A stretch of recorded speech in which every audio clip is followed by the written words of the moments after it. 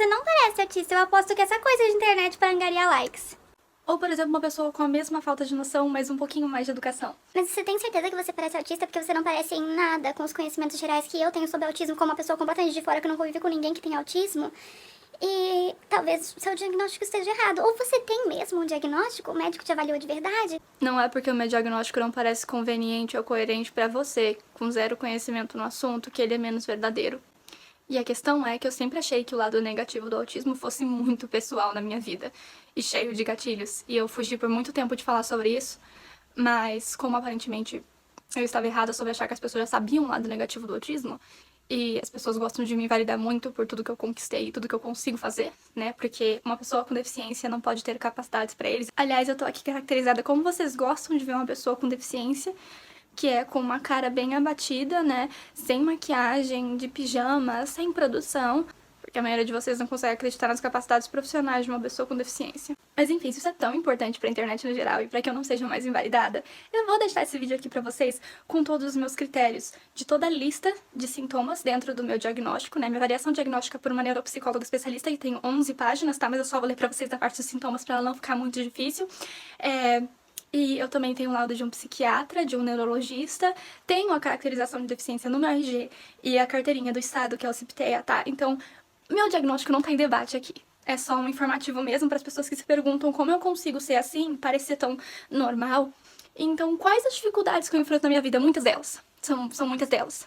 Então, se vocês estão tão curiosos em saber quais as dificuldades, eu vou falar pra vocês. Desculpa, esse vídeo não tá sendo muito gentil, porque realmente depois de muito tempo as pessoas me fizeram parar pra ler uma lista de gatilhos sobre mim mesma e coisas muito pessoais. Então esse vídeo vai ser cheio de cortes, porque eu vou tentar explicar algumas coisas e eu vou provavelmente cortar as coisas que eu achar que são pessoais demais pra ter em vídeo. Ignorem o barulho da chuva, não posso fazer nada sobre isso. A primeira coisa listada é empobrecimento de introspecção afetiva, de forma que eu nunca tive uma conexão emocional ou demonstrada, imagino, da forma que os outros esperavam dentro da minha família, nem mesmo com os meus pais e afins. E, bom, eu não concordo com todos os termos usados no meu diagnóstico, porque eu acho que alguns deles são tendenciosos a considerar tudo como parte de uma patologia e de forma negativa, mas eu vou falar do jeito que eles estão aqui, que é o jeito que as pessoas gostam de ouvir. Algumas coisas são pejorativas pra mim mesma e eu não acho bacana, mas enfim. Empobrecimento de introspecção afetiva e dificuldade de conexões legítimas. Grave alteração do sono desde a infância. Com apenas 6 anos eu já tinha pesadelos consecutivos, tinha uma alta dificuldade de dormir, acordava 2 horas da manhã e assistia os filmes que passavam durante a madrugada, que não são adequados para crianças, aliás, pelo amor de Deus. Fiquei toda traumatizada, mas por muito tempo, até eu ser tratada por uma psicóloga e terapeuta infantil, eu não conseguia combater a insônia. Desde os 6 anos de idade. Altos níveis de ansiedade com interações sociais e afetivas. Ao longo da minha vida, eu fui tendo muitas dificuldades com interações sociais e interações afetivas no geral, de forma que eu desenvolvi muitos sintomas de ansiedade social, e eu tenho muita ansiedade só para ir falar com os outros. Sintomas de grave isolamento social desde a infância, de forma que na escola eu me isolava das outras crianças, até por causa do bullying que eu sofria desde muito pequena e afins, mas eu tinha muita dificuldade de me conectar com as outras crianças, brincar com elas, e eu costumava me isolar mesmo. Na hora do recreio eu procurava o local mais afastado que tinha, perto do banheiro, eu já cheguei a comer dentro de banheiro, não tinha facilidade de estar no meio de outras pessoas. Dificuldade de fazer amigos, ou preferência por ficar sozinha, que estão linkados provavelmente ao outro que eu já falei, mas é algo que tá na lista. Aliás, eu estou pulando alguns itens da lista, a lista é bem longa e algumas coisas são muito pessoais. Eu não acho que eu gostaria de ter elas divulgadas na internet sobre mim. Ter uma rotina relativamente rígida que eu mantenho todos os dias e todas as semanas, e se algo for alterado, eu posso ficar instável, muito ansiosa e agressiva. Interpretar as coisas de maneira muito literal. Eu acho que eu não preciso explicar essa é bastante literal. Dificuldade em manter e continuar conversas em grupo. De forma que às vezes eu só fico extremamente cansada de estar socializando com alguém e não é só introspecção. Acabou ali pra mim, a outra pessoa vai me achar rude ou vai me achar desinteressada e eu só não consigo mais.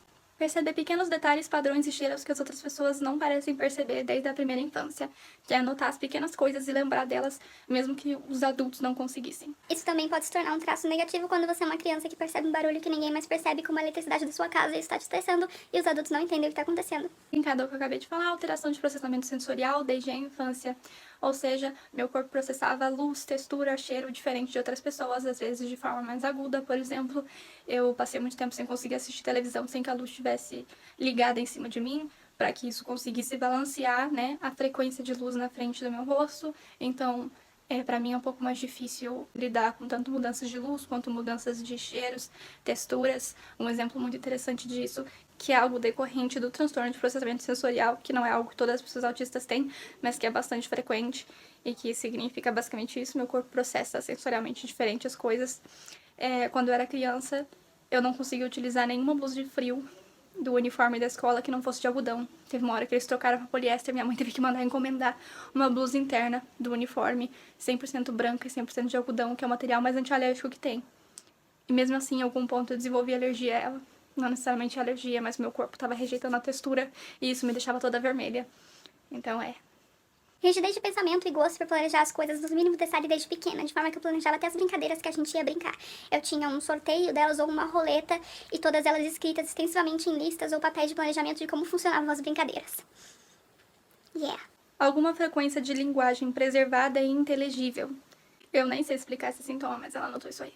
Aliás, eu não gosto muito de usar o termo sintomas. Se você usar perto de mim, eu provavelmente vou te pedir pra trocar por traços, mas no caso, como eu tô mostrando pra vocês o meu diagnóstico e ela anotou como sintomas, eu estou dizendo pra vocês como sintomas, mas eu não acredito que tudo seja sintoma, até porque algumas coisas nem fazem parte necessariamente da patologia, que seria uma patologia do meu cérebro, mas também porque eu acredito que são traços, né? A gente não deveria tratar como doença, então não são sintomas.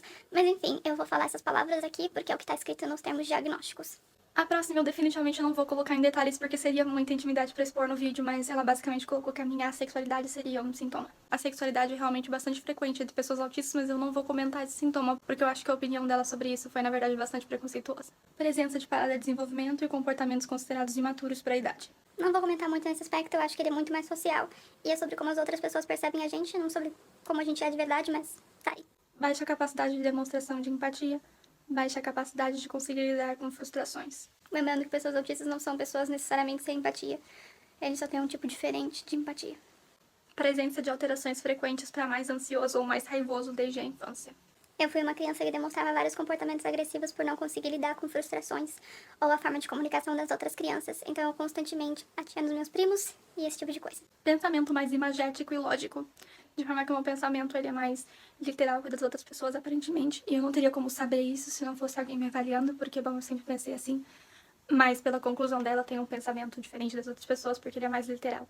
Presença de rituais obsessivos rígidos e interesses hiperfocados. Eu acho que muito já se fala sobre os rituais obsessivos, que na verdade não são parte do autismo, são parte do meu diagnóstico de toque, acredito eu. E também muito sobre os hiperfocos, que são presentes em diversas neurodivergências.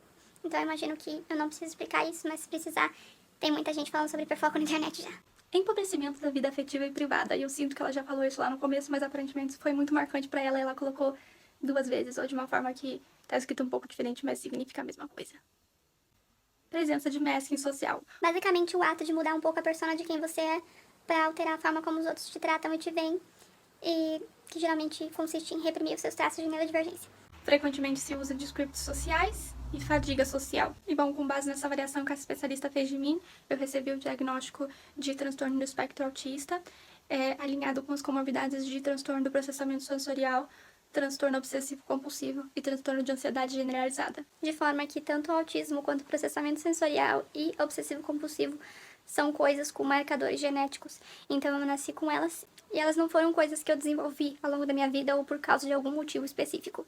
Eu nasci com elas. Diferente do transtorno de ansiedade, que foi algo que eu desenvolvi com base nos traumas que eu sofri na infância por causa do autismo. Tanto que durante a minha adolescência eu tratei muito da minha ansiedade, o que não ajudou em nada em causas futuras, porque essa não era a base do problema. A base do problema era eu entender que eu era uma pessoa autista. Alguns outros sintomas não citados na lista, mas que estão relacionados e são muito comuns para crianças com autismo são utilização da mamadeira até os 8 anos de idade por dificuldade de largar hábitos comuns, urinar na cama durante o sono até o meio da infância, frequentemente andar na ponta dos pés. Lembrando que várias neurodivergências são percebidas socialmente de formas muito parecidas, então se você tem alguma neurodivergência, é muito possível que ao longo da vida você tenha desenvolvido comorbidades como ansiedade que te faça parecer com outra pessoa com neurodivergência. Então, necessariamente, não é que você tem autismo, você pode só ser neurodivergente com alguma outra neurodivergência, ou você pode ser uma pessoa com ansiedade devido ao bullying que você sofreu na escola, e isso não tem nada a ver com neurodivergência, só com crianças malvadas. Então, depende muito de muitas coisas, e é por isso que não é só uma dessas coisas que faz uma pessoa autista, é um conjunto de coisas, e é um tipo cerebral. Então, não tem como você falar que a sua personalidade hoje reflete o que seria uma pessoa autista se você não tem todos esses traços desde a sua primeira infância. O autismo pode ser diagnosticado desde antes dos 2 anos de idade. E se os profissionais tivessem todo o conhecimento que eles têm hoje em dia quando eu era criança, eu provavelmente teria sido facilmente diagnosticada antes dos 2 anos de idade. Ser uma pessoa que conseguiu se formar na escola, na faculdade, conseguir olhar nos olhos de alguém, ou ter uma comunicação oralizada eficiente não te faz menos autista. Não são critérios diagnósticos do autismo, tá? Lembrando que autismo não é uma deficiência intelectual, é uma deficiência psicossocial. E uma pessoa autista pode não ser uma pessoa com deficiência intelectual, apesar da lei hoje em dia considerar a gente com deficiência intelectual. Existe autismo com e sem deficiência intelectual. E uma pessoa autista com deficiência intelectual vai ser muito diferente da minha pessoa, por exemplo, que conseguiu fazer parte de um ensino regular e estudar lá e compreender os conceitos e até foi mais avançada que as outras crianças da turma por mais conhecimento lógico.